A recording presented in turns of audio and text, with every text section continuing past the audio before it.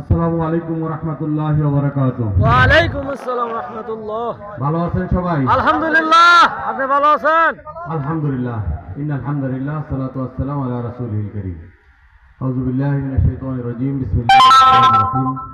ওয়াল্লাযী আরসালা রাসূলাহু বিল হুদা ওয়া দীনিল হক লিইয়ুযহিরাহু আলা দ্বীনি কুল্লিহি।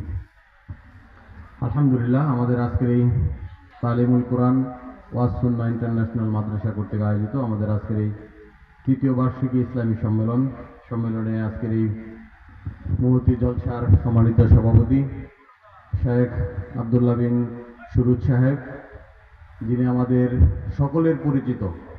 দীর্ঘদিন যাবৎ ওনার সাথে আমার অনেক লম্বা সময় ধরে পরিচিত, যিনি আমার অনেক ব্যক্তিগত পারিবারিক জীবনের কথা বললেন। আমার শ্রদ্ধাভাজন, একান্ত প্রিয়, দায়িত্বশীল, আমাদের মাঝে আরও উপস্থিত আছেন আজকের এই প্রোগ্রামের সম্মানিত প্রধান আলোচক। আমাদের মাঝে মঞ্চে উপবিষ্ট আছেন আমাদের অত্র এলাকার, বিশেষ করে আমার খুব কাছের লোক মাওলানা আবু বকর সিদ্দিক। আজকে থেকে প্রায় 20 বছর আগে থেকে পরিচিত। একসাথে প্রায় 1.5 বছরের অধিক সময় জেল খাটার সুযোগ হয়েছে। আবু বকর সিদ্দিক, তারপর আমাদের মুমেন ভাই, যারা আমরা একসাথে দীর্ঘদিন প্রায় 20-25 বছর যাবৎ একসাথে চলাফেরা।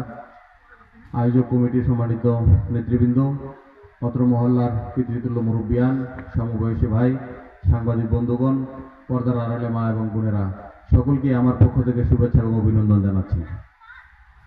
আলহামদুলিল্লাহ, সম্মানিত ভাইয়েরা, আসলে এখানে আমরা বেশি কথা বলার সুযোগ নেই। এখানে আমাদের এই মুহূর্তে জলসায় সম্মানিত শায়েখ বিন্দুর কথা বলবেন এবং এইখান থেকে আমরা দিনের খুঁটিনাটি বিষয়ে জানব এবং হায়াত যতদিন আল্লাহ তাআলা দিবে সেই অনুযায়ী আমরা আমল করার জন্য চেষ্টা করব ইনশাআল্লাহ।